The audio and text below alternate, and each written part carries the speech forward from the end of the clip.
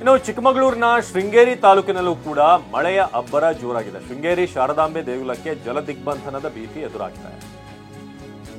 ಶೃಂಗೇರಿ ಮಠದ ಸಂಧ್ಯಾವಂದನ ಮಂಟಪ ಮುಳುಗಡೆ ಆಗಿದೆ. ಹಾಗೇನೆ ದೇವಸ್ಥಾನದ ಪಾರ್ಕಿಂಗ್ ಏರಿಯಾ, ಶೃಂಗೇರಿಗೆ ಹೋದವರಿಗೆ ಗೊತ್ತಿರುತ್ತೆ, ಆ ಪಾರ್ಕಿಂಗ್ ಏರಿಯಾ ಏನಿದೆ ಅಲ್ಲೂ ಕೂಡ ಕಂಪ್ಲೀಟ್ ಆಗಿ ನೀರು ತುಂಬಿಕೊಂಡಿದೆ. ಸಂಧ್ಯಾವಂದನ ಮಂಟಪ, ಶೃಂಗೇರಿ ಜಗದ್ಗುರುಗಳು ಸಂಧ್ಯಾವಂದನ ಮಾಡುವಂತ ಮಂಟಪ ಕೂಡ ಮುಳುಗಿದೆ. 3 ಅಡಿ ನೀರು ಏರಿಕೆ ಆದ್ರೆ ಮಂಟಪ ಸಂಪೂರ್ಣವಾಗಿ ಮುಳುಗುತ್ತೆ. ಈಗ ಭಾಗಶಃ ಮುಳುಗಿದೆ. ಮಠಕ್ಕೆ ಸಂಪರ್ಕ ಕಲ್ಪಿಸುವಂತಹ ಪ್ಯಾರಲ್ ರಸ್ತೆ ಕೂಡ ಸಂಪೂರ್ಣ ಮುಳುಗಡೆ ಆಗಿದೆ. ಇನ್ನು ಶೃಂಗೇರಿ ಮಠದ ಸುತ್ತಮುತ್ತಲಿನ ಪ್ರದೇಶಗಳಲ್ಲೂ ಕೂಡ ನೆರೆಯ ಹಾವಳಿ ಇದೆ. ಕ್ಷಣಕ್ಕೂ ಕೂಡ ತುಂಗಾ ನದಿ ನೀರಿನ ಮಟ್ಟ ಹೆಚ್ಚಾಗ್ತಾ ಇದೆ. ಸೊ ನೀವೀಗ ದೃಶ್ಯದಲ್ಲಿ ನೋಡ್ತಿರೋ ಹಾಗೆ ಇದು ಶೃಂಗೇರಿಯ ದೃಶ್ಯಗಳು. ಸೊ ಅಲ್ಲಿನ ಸಂಧ್ಯಾವಂದನ ಮಂಟಪ, ಹಾಗೇನೆ ಈ ಪಾರ್ಕಿಂಗ್ ಏರಿಯಾ, ಪ್ರವಾಸಿಗರು ಬರುವಂತ ವೆಹಿಕಲ್ಗಳನ್ನು ನಿಲ್ಲಿಸುವಂತ ಪಾರ್ಕಿಂಗ್ ಪ್ಲೇಸ್ ಏನಿದೆ ಅಲ್ಲೆಲ್ಲ ಕಡೆ ಕೂಡ ನೀರು ನಿಂತಿದೆ. ಸೊ ಚಿಕ್ಕಮಗಳೂರಿನ ಶೃಂಗೇರಿ ಭಾಗ, ಕೊಪ್ಪ, ಜಯಪುರ, ಬಾಳೆಹೊನ್ನೂರು, ಎನ್ಆರ್ ಪುರ ಈ ಭಾಗದಲ್ಲಿ ವಿಪರೀತವಾಗಿ, ಮೂಡಿಗೆರೆ, ಕೊಟ್ಟಿಗೆಹಾರ, ಚಾರ್ಮಾಡಿ ಭಾಗ ಎಲ್ಲ ಕಡೆ ಕೂಡ ಹೆಚ್ಚಿನ ಮಳೆ ಆಗ್ತಿದೆ. ಆ ಕಾರಣಕ್ಕೆ ಈಗ ನೀವು ನೋಡ್ತಿರೋ ಹಾಗೆ ತುಂಗಾ ಇನ್ನು ಭದ್ರಾ ನದಿ, ಎರಡೂ ನದಿಗಳು ಕೂಡ ಬಹಳ ದೊಡ್ಡ ಮಟ್ಟದಲ್ಲಿ ಈಗ ಹರಿತಾ ಇರೋದು.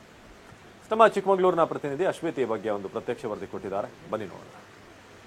ಚಿಕ್ಕಮಗಳೂರು ಜಿಲ್ಲೆಯ ಪಶ್ಚಿಮಘಟ್ಟ ಸಾಲಿನಲ್ಲಿ ಧಾರಾಕಾರವಾಗಿ ಮಳೆ ಸುರಿತಾ ಇರುವಂಥದ್ದು. ಇದರಿಂದಾಗಿ ತುಂಗಾ ನದಿ ತನ್ನ ಒಳಹರಿವಿನಲ್ಲಿ ಹೆಚ್ಚಳ ದಿನದಿಂದ ದಿನಕ್ಕೆ ಹೆಚ್ಚಾಗ್ತಾ ಇದೆ. ಜೊತೆಗೆ ಕ್ಷಣಕ್ಕೂ ಕೂಡ ತುಂಗಾ ನದಿಯ ತೀರದಲ್ಲಿರುವಂತಹ ಶೃಂಗೇರಿ ಮಠದ ಸುತ್ತಮುತ್ತಲ ಪ್ರದೇಶ ಏನಿದೆ ಅದು ಸಂಪೂರ್ಣವಾಗಿ ಜಲಾವೃತ ಆಗ್ತಾ ಇರುವಂಥದ್ದು. ಪ್ರಮುಖವಾಗಿ ಸಂಧ್ಯಾವಂದನ ಮಂಟಪ ಏನಿದೆ ಅದು ಕೂಡ ಮುಳುಗಡೆ ಆಗ್ತಾ ಇರುವಂಥದ್ದು. ಈಗ ಆಲ್ರೆಡಿ ಮುಕ್ಕಾಲು ಭಾಗದಷ್ಟು ಸಂಧ್ಯಾವಂದನ ಮಂಟಪ ಏನಿದೆ ಅದು ಮುಳುಗಡೆ ಆಗಿರುವಂಥದ್ದು. ಶೃಂಗೇರಿಯಿಂದ ಏನು ಶಾರದಾ ಮಠ ಏನಿದೆ, ಆ ಶಾರದಾ ಮಠದಿಂದ ಗುರುಗಳ ಇರುವಂತಹ ಗುರು ನಿವಾಸಕ್ಕೆ ತೆರಳುವಂತಹ ಮಾರ್ಗ ಏನಿದೆ ಅದು ಸಂಪೂರ್ಣವಾಗಿ ಜಲಾವೃತ ಆಗಿರುವಂಥದ್ದು. ಇದೇ ಸಂಧ್ಯಾವಂದನ ಮಂಟಪದಲ್ಲಿ ಪ್ರತಿನಿತ್ಯವೂ ಕೂಡ ಹಿರಿಯ ಜಗದ್ಗುರುಗಳು ಜೊತೆಗೆ ಕಿರಿಯ ಜಗದ್ಗುರುಗಳು ಒಂದು ಸಂಧ್ಯಾವಂದನವನ್ನು ಮಾಡ್ತಾರೆ. ಆದರೆ ಇವಾಗ ಮುಕ್ಕಾಲು ಭಾಗದಷ್ಟು ಸಂಧ್ಯಾವಂದನ ಮಂಟಪ ಏನಿದೆ ಅದು ಸಂಪೂರ್ಣವಾಗಿ ಮುಳುಗಡೆ ಆಗಿರುವಂಥದ್ದು. ಜೊತೆಗೆ ದೇವಸ್ಥಾನದ ಕೆಳಭಾಗದಲ್ಲಿದ್ದಂತಹ ಕಪ್ಪೆಶಂಕರ ದೇವಾಲಯ ಸಂಪೂರ್ಣವಾಗಿ ಮುಳುಗಡೆ ಆಗಿದೆ. ಜೊತೆಗೆ ಇಲ್ಲಿರುವಂತಹ ಸುತ್ತಮುತ್ತಲ ಪ್ರದೇಶಗಳು ಜೊತೆಗೆ ಮೆಟ್ಟಲುಗಳು ಕೂಡ ಈಗ ಮುಳುಗಡೆ ಆಗಿರುವಂಥದ್ದು. ಜೊತೆಗೆ ಇಲ್ಲಿರುವಂತಹ ಕೆಲ ಲಾಡ್ಜ್ಗಳೇನಿದೆ ಅದು ಕೂಡ ಕಾಲು ಭಾಗದಷ್ಟು ಮುಳುಗಡೆ ಆಗಿರುವುದನ್ನು